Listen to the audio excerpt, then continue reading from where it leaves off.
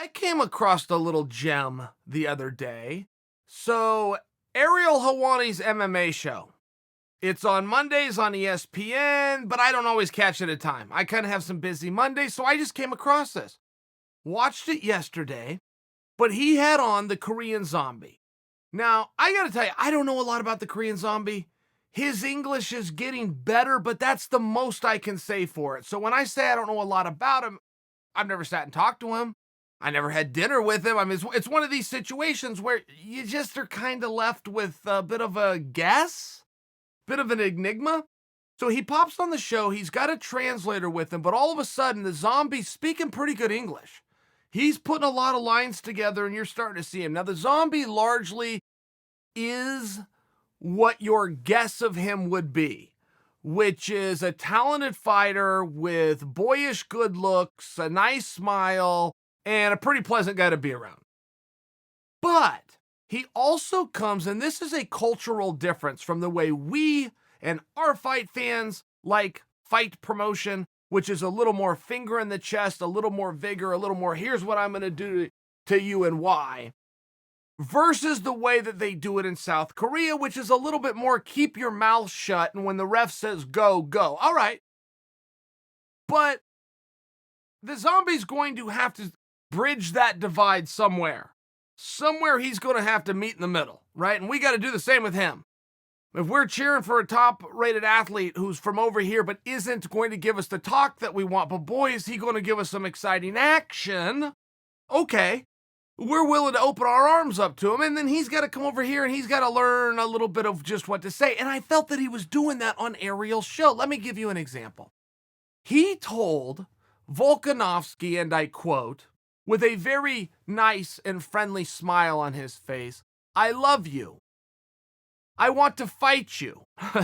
Okay, so, I mean, when I tell you that we're both going to have to kind of meet each other in the middle here, I have never in all my days heard a fighter tell another fighter, "I love you," followed with, "I want to fight you." Then the Zombie did get a little bit outside of his own lane, and he said, look, Volkanovski is boring.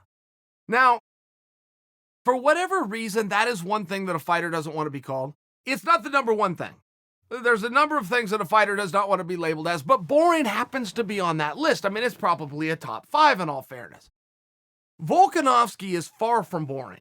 Far, far from boring. In fact, he's the opposite of boring. However, if the Zombie is comparing Volkanovski to himself, yeah, sure, maybe Volkanovski falls a little flat because the Zombie is wildly exciting. Whether he's hitting twisters out there or he's just going all out and making things up like he's Demetrius Johnson, or he's getting knocked out with an elbow with 1 second left, right? I mean, he might have been on the short end of that deal, but he was still one half of that deal. The Zombie's fun. The Zombie is anything but boring. So let's break down the pieces at 145, because 145 is a division that is extremely unclear.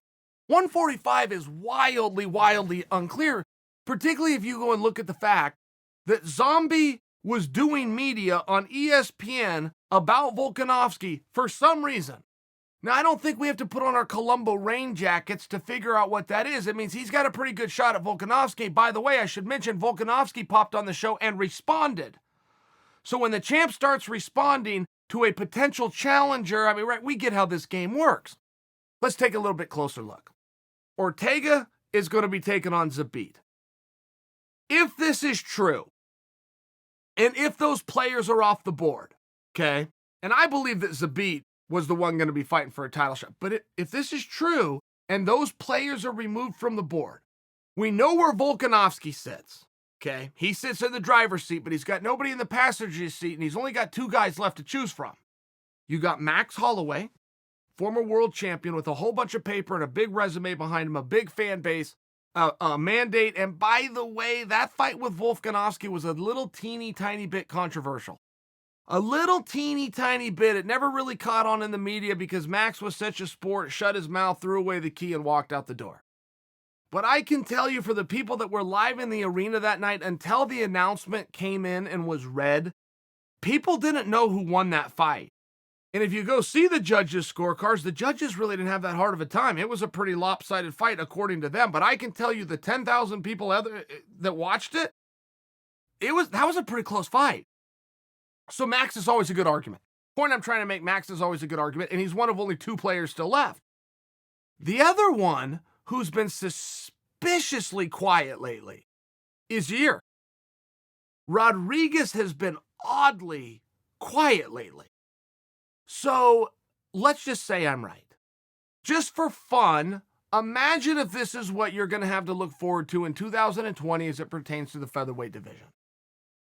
Ortega versus Zabit, okay?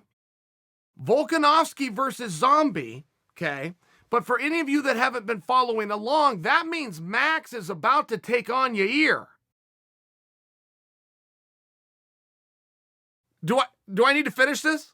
I mean, I feel like I just hit my strongest point. In the world of comedy, not that this is a comedy show, but in the world of comedy, when you hit your strongest point, you drop the mic and you leave the stage.